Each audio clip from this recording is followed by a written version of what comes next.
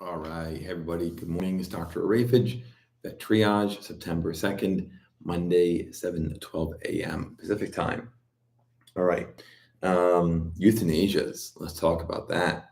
So, um, pets are considered property, and unlike children that are not, at least in the eyes of the law.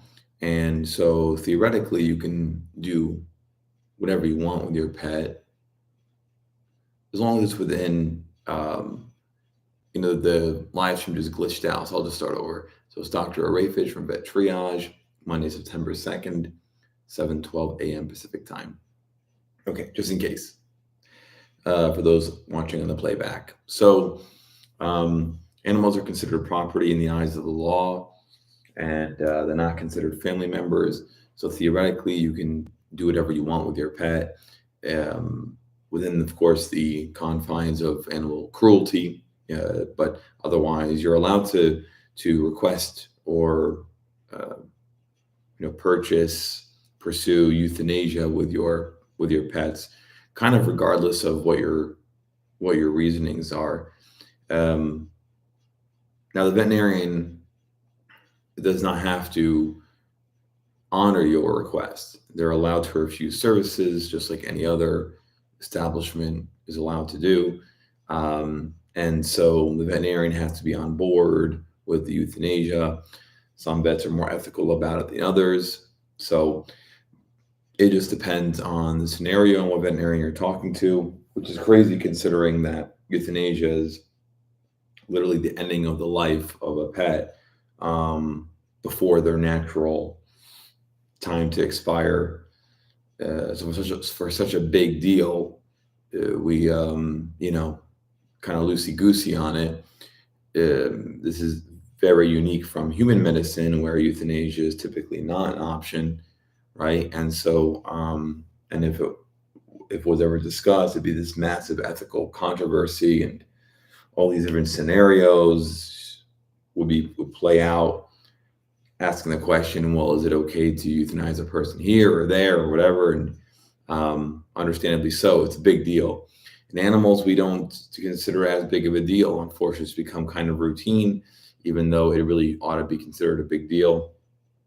But what are some instances of euthanasias that are considered unethical? So, and some of these are examples.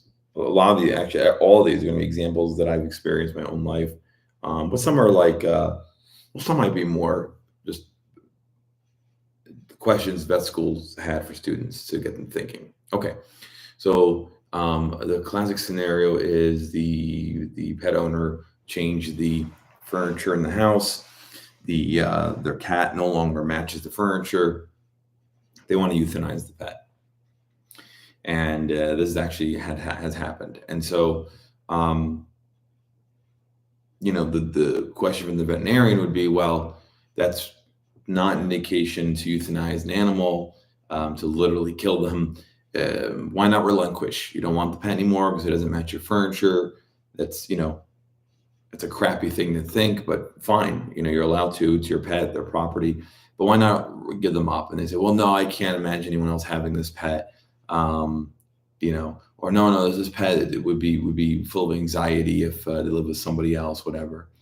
And the veterinarian's response, ought to be, being anxious in somebody else's household is better than being dead, right? And so, anyway, the veterinarian typically will stand up against this euthanasia, the reason for euthanasia, and say, no, sorry, I'm not going to euthanize your pet.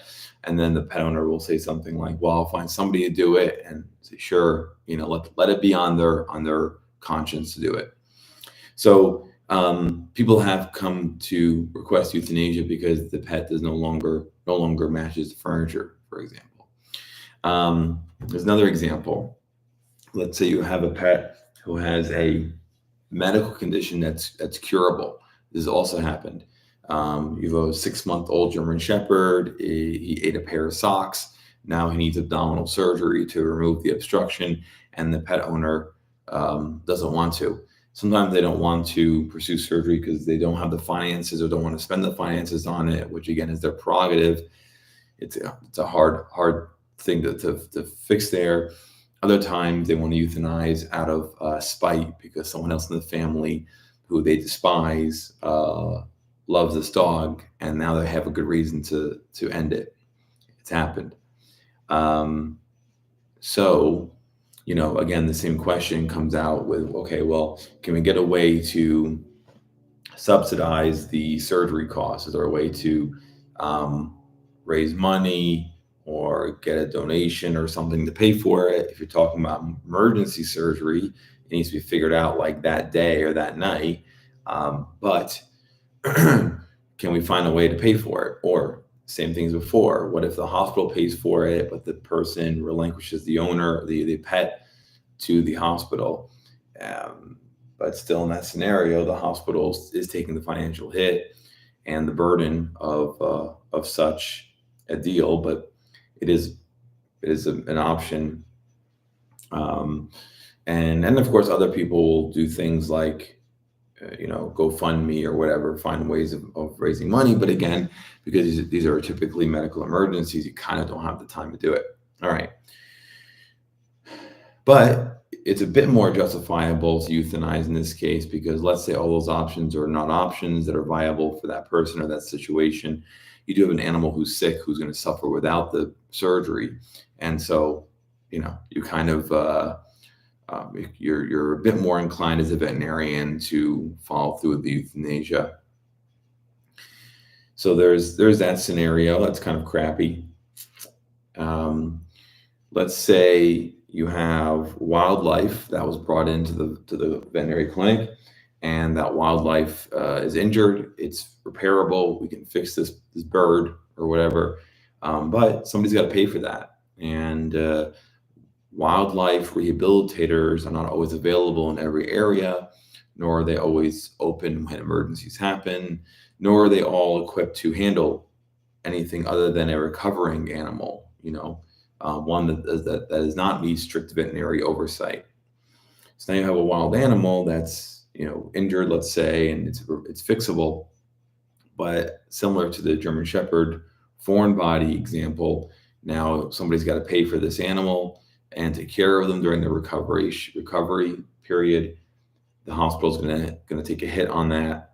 So, and it is wildlife, so you're not getting paid back for that, and the animal still needs to be rehabbed and then eventually sent out into the wild. So that's another tough one as well. Euthanasia is a common scenario there too, but sort of poses an ethical dilemma.